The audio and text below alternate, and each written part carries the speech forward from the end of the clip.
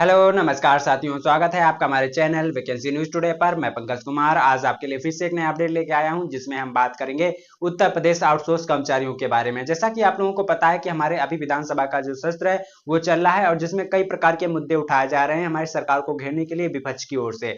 जिसमें एक मुद्दा हमारी कांग्रेस की सदस्य माननीय आराधना मिश्रा ने उठाया कि जो हमारे आउटसोर्स कर्मचारी हैं उनका जो शोषण हो रहा है उसके लिए सरकार क्या कर रही है। हमारे प्रदेश में इतनी ज्यादा बेरोजगारी छाई है, इस बेरोजगारी को कम करने के लिए हमारी सरकार क्या योजनाएं लागू करने जा रही है, इस पे हमें उत्तर दे।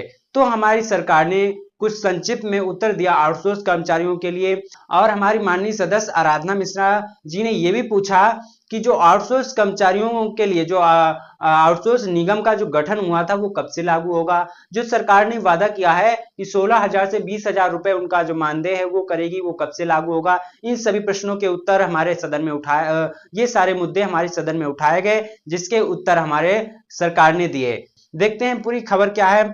उत्तर प्रदेश विधानसभा में आउटसोर्स कर्मचारियों का मुद्दा विधानसभा में काफी जोर शोर से उठा, जिसमें आराधना मिश्रा कांग्रेस की जो सदस्य हैं उन्होंने सरकार को घेरने की कोशिश की। जो हमारी माननीय आराधना मिश्रा हैं इन्होंने कांग्रेस सरकार को घेरने की कोशिश की और हमारे कई सारे मुद्दे आउटसोर्स कर्मचारियों के संबंधित और बेरोजगारी से संबंधित उठाए। विधानसभा में क्या मुद्दा उठाया गया इस पे हम बात करते हैं कि जो माननीय सदस्य आराधना मिश्रा ने विधानसभा में बेरोजगारी और आउटसोर्स व्यवस्था को लेकर गंभीर सवाल उठाए। उन्होंने कहा कि क्या आउटसोर्स नौकरी युवाओं के भविष्य के लिए सबसे बड़ा धोखा है। यानी कि जो आउटसोर्स नौकरी है, जो आउटसोर्स बेसिस पे जो युवा हमारे नौकरी कर रहे हैं वो उनके भविष्य के लिए धोखा है क्या, उनको कभी भी निकाला जा सकता है, उनकी कोई सामाजिक सुरक्षा सरकार ने सुनिश्चित की है या नहीं। दूसरा है यहाँ पर कि जो हमारे आज प्रदेश का बड़ा हिस्सा युवा संविदा आउटसोर्स की नौकरी करने के लिए मजबूर क्यों है। सरकार नियमित नौकरियां क्यों नहीं निकाल रही है। सरकार हर विभाग में आउटसोर्स कर्मचारी और संविदा कर्मचारियों को नियुक्ति दे रही है। कि जो सदन में सरकार पर सवाल उठाए गए उसमें 3 महत्वपूर्ण बिंदु हैं कि सरकार पर क्या सदन में सवाल उठाए गए। पहला, आउटसोर्सिंग निगम बनाने की घोषणा हुई उसकी स्थिति क्या है। यानी कि जो हमारे 5 महीने पहले सितंबर में माननीय योगी जी के द्वारा आउटसोर्स निगम की जो घोषणा की गई थी उसकी अभी क्या स्थिति है, उसको कब तक लागू किया जाएगा, उसमें क्या नए नियम लागू किए गए हैं और उसका नोटिफिकेशन सरकार कब तक जारी करेगी और इसका लाभ हमारे कर्मचारियों को कब तक मिलेगा। दूसरा है युवाओं के लिए स्थायी रोजगार नीति क्यों नहीं बनाई जा रही। यानी कि जो हमारे युवा हैं उनको आप आउटसोर्स संविदा कर्मचारी के रूप में क्यों नियुक्त कर रहे हैं, उनके लिए नियमित नौकरियां क्यों नहीं निकाली जा रही, इस पर भी सरकार को घेरने की कोशिश की गई। तीसरा जो है रोजगार मेले और योजनाओं के बावजूद परिणाम क्यों नहीं दिख रहे।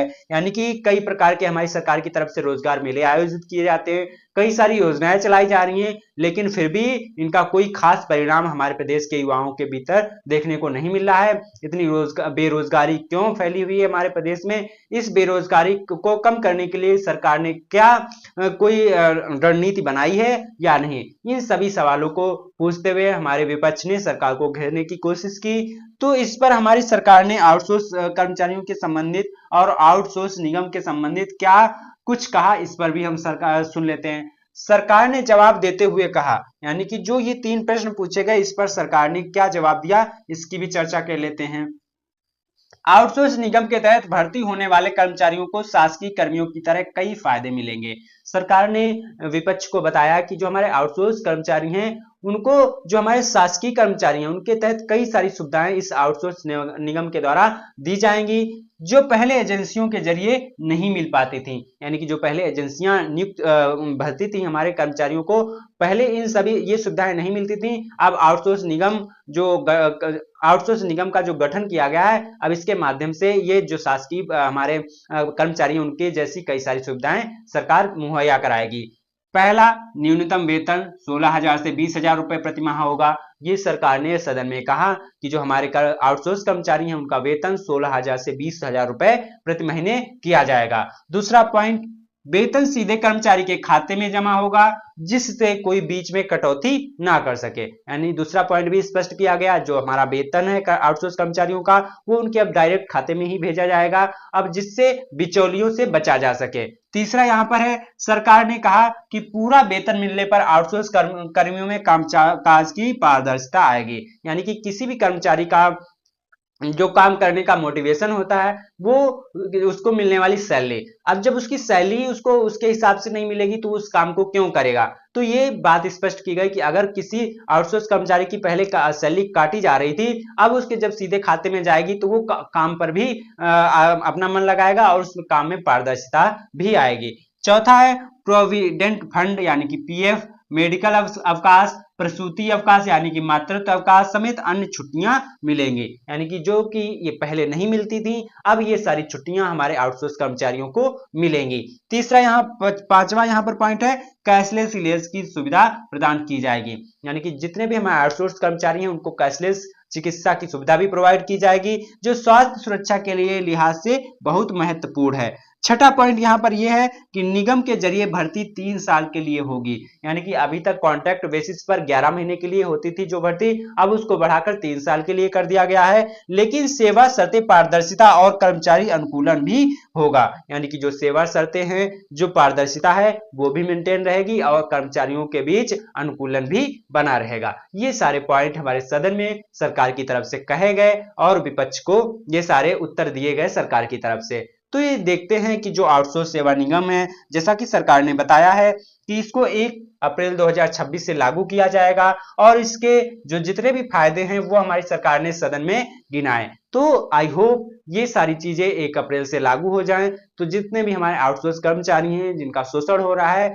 वो अब उनका शोषण होने से बच सके।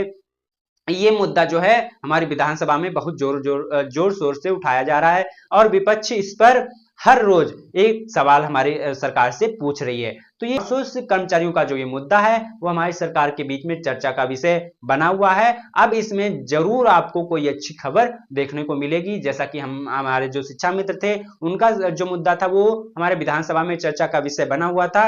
अब उनकी जो सैलरी है या मानदेय है वो बढ़ा दिया गया है। हालांकि हमारे आउटसोर्स कर्मचारियों का भी मानदेय बढ़ाने की घोषणा की गई है विधानसभा में। अब इसका नोटिफिकेशन कब तक सरकार जारी करती है और कब तक ये लागू किया जाता है, ये देखने वाली बात रहेगी। अगर इससे संबंधित अन्य कोई भी जानकारी आएगी तो सबसे पहले और सबसे सटीक हम आपको अपने चैनल के माध्यम से प्रोवाइड करेंगे। अगर आपको हमारी यह जानकारी अच्छी लगी हो तो आप हमारे चैनल वैकेंसी न्यूज टुडे को सब्सक्राइब कर सकते हैं, ताकि जब भी कोई नया अपडेट निकल कर आए तो सबसे पहले और सबसे सटीक जानकारी आपको मिले। मिलते हैं नेक्स्ट वीडियो में, तब तक के लिए नमस्कार।